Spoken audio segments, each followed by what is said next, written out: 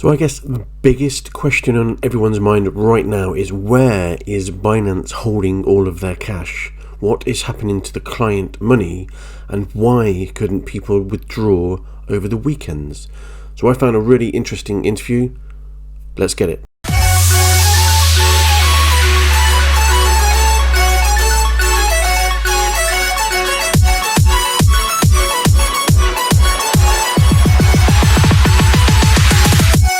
I want to talk about FTX in a moment, but I want to start with what's happening at your own firm, given the outflows this week. I saw that you said on an AMA, this is one of these Ask Me Anything, you said there's no amount of withdrawals that would put us under any pressure. But that, I think, is a very bold statement to be making. How are people, and why should people trust that their money is safe at this point? So I think thanks, Andrew, for having me. And the well-run crypto exchanges should hold user assets one-to-one. So user deposit Bitcoin, we hold it in Bitcoin, we move to a cold wallet, we keep some in the hot wallet. And people, they sell it. Now the Bitcoin belongs to somebody else, but we still hold it in the cold storage. People can withdraw 100% of the assets they have on Binance. We will not have an issue in any given day. So 100% of the users withdraw 100% of the assets, we'll be fine. This is very different for traditional financial people to understand, because banks run on fractional reserves. And the traditional regulators, many of them may think that it's okay for crypto businesses to be running on fractional reserves. That is not okay. In crypto, there's no central bank printing money to bail out banks when there's a liquidity crunch. So crypto businesses have to hold user assets one-to-one. And that's what we do. It's very simple. Okay, but let me ask you about that specifically, and I don't want to get too technical, but indulge me for a moment. When you had what seemed to be liquidity issues around customers wanting USDC, it looked, at least from this vantage point, that what was happening here could have been avoided if, and tell me if I'm wrong about this, you allowed customers to deposit and hold USDC instead of what it looked like was that you auto-converted them into your own exchange dollar. Am I wrong? There's a minor corrections. So number one is we do the auto conversion into BUSD, which is not issued by us, which is not the exchange dollar. It's actually issued by a New York DYF licensed entity, Paxos. So the reserves are in New York. It's a stable coin.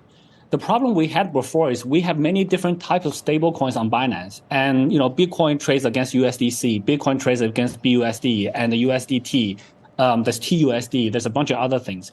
And then it's very difficult for users to find the best price. So we said, okay, they're all stable coins and they should convert one-to-one. So let's combine all of them into one so that the users just they want to buy Bitcoin, they go to Bitcoin BUSD and they find it.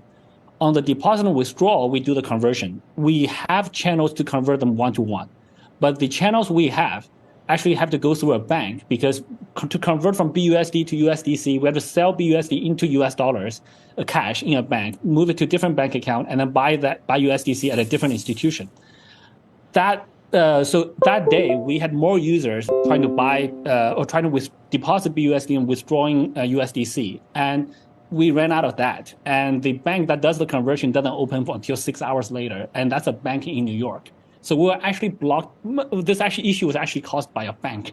So that's and stable coins is the only one we convert. Every other asset, people deposit Bitcoin, we hold Bitcoin. People deposit Ethereum, we hold Ethereum. Right. And you understand why I'm asking you that question, because it does appear in that instance, at least, that when you said no amount of withdrawals would put you under pressure, by default, it put you under pressure, whether it was your doing or some other bank's doing. And so the question is, longer term, would you reevaluate how you do that?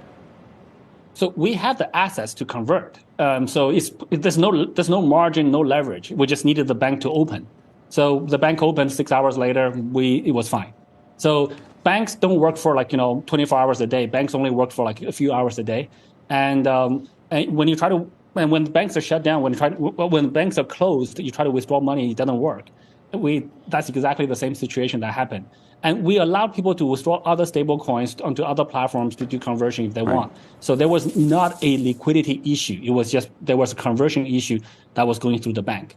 In terms of the credibility of Binance, you disclosed that Binance holds about $60 billion of crypto assets. But thus far, you haven't disclosed your liabilities. And I wonder why that is and whether you will.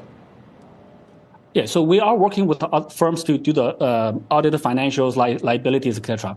Very simply, Binance does not owe people money. Binance does not have loans from other companies, from other funds. We just don't have it. You can ask any fund in the ecosystem. You can ask any VC. We actually also do not have VC investments, so we don't owe anybody any money, and we also do not have loans to other people that we depend on for our next payroll. So we are very simple, very self-contained type of organization, and we manage our cash very simply. So that's very, very different from the FTX situation, where so people who were hurt by FTX are now worried about everybody else, and they were defending FTX before. That's why they have money on FTX.